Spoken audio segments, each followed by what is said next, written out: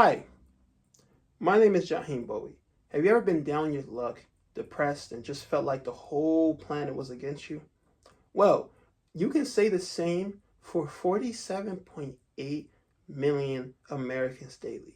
Now, with that number being that big, where is all the help going?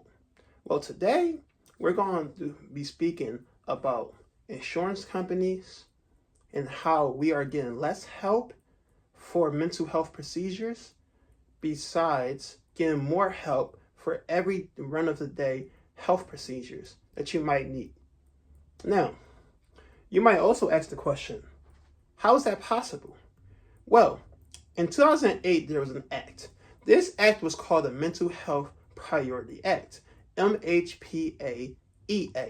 Now, this act was made in order to force big companies and big insurance providers to provide the same care for mental health procedures and the same care for mental health procedures that they give for regular healthcare activities. Now, you might say, okay, Jaheem, there's an act for this since 2008. That's more than 10 plus years. Shouldn't this whole speech be gone?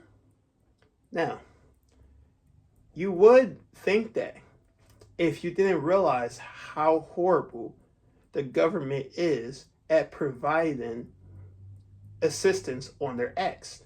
Now, I say that with a grain of salt because in 2023, 2025, the government actually took this act and wanted to enforce it more, wanted to put a chokehold on these insurance companies. Now, when they did this, roughly about 23 million people actually in those 2 years got the highest amount of help they possibly could with less fees and less breakdown of out-of-pocket costs. Now, you might also be asking, hey, Jaheem, that out-of-pocket cost not being there for those 2 years, that means something was right. Yes, something was right. The act was right. But the act was only right when it was forced upon these companies. Because, guess what? These companies, for example, United Healthcare is a big one. I'm going to get to that later.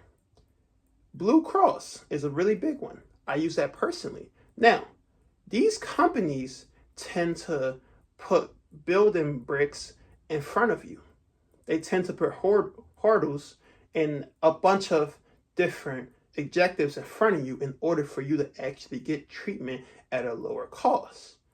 Now you might say, wow, so I can't get treatment at a lower cost just because these companies are trying to still get money out of you? Yes. Now, it's a thing called non-quantitative treatment limitation. Non-quantitative treatment limitations is the limitations that are put on you for a dollar sign. That's it. That's all it's about. That's all you really going to get with that information because these companies use things of that sort. NQTLS. They use these limitations in order to still get a dollar sign. Now, I'm gonna tell you a little case. This was a case against United Healthcare in 2021. Now, this case was a strong one because there was about $12 million paid out afterwards of them losing this case because it was seen that they had a computer program that would go by, see all the therapy appointments, and once someone reached a certain amount of appointments, they would be taken off the system or they would have to pay fully out of pocket. Now, being that this same company and also Blue Cross was already building up limitations of wanting to have people pay about $20 to $50 copays. For example, another example, this is a big one. Companies will scale your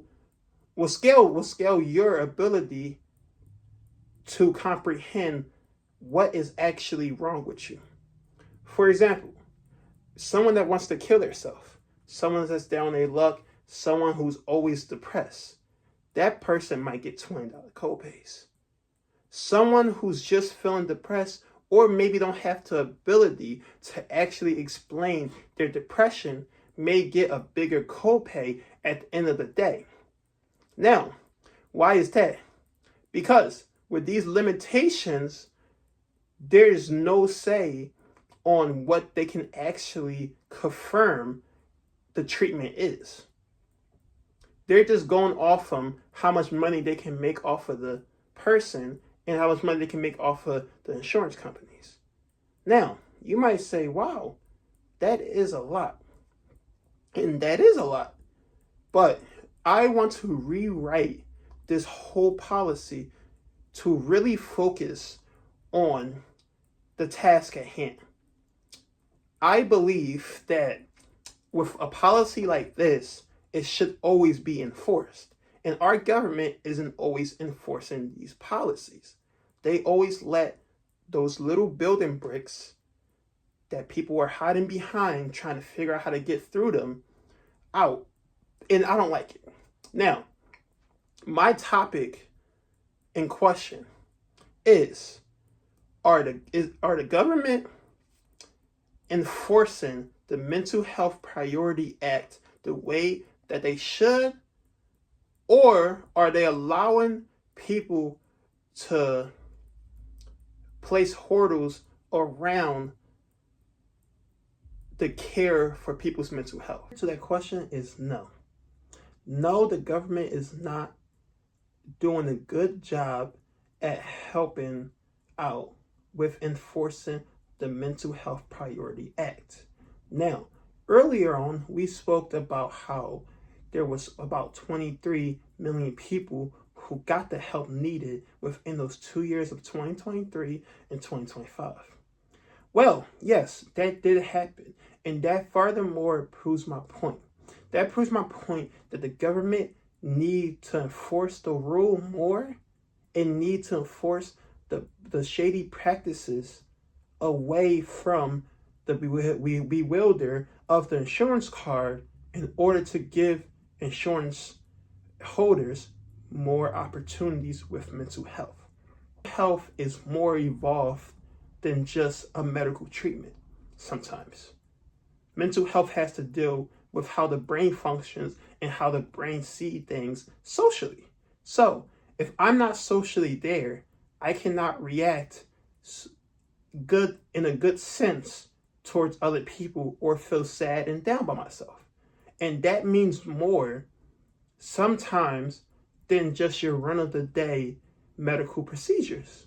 Now, I say no to that earlier topic because no, the government has not enforced the Mental Health Priority Act the way they should.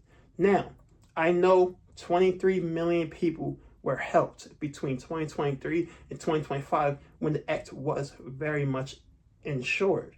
But because the government put chokeholds on those companies in those 2 years, it proves my earlier statements that there is no real help with the act being enforced. The act is just not enforced, and there's nothing we can do about it unless we rewrite the act.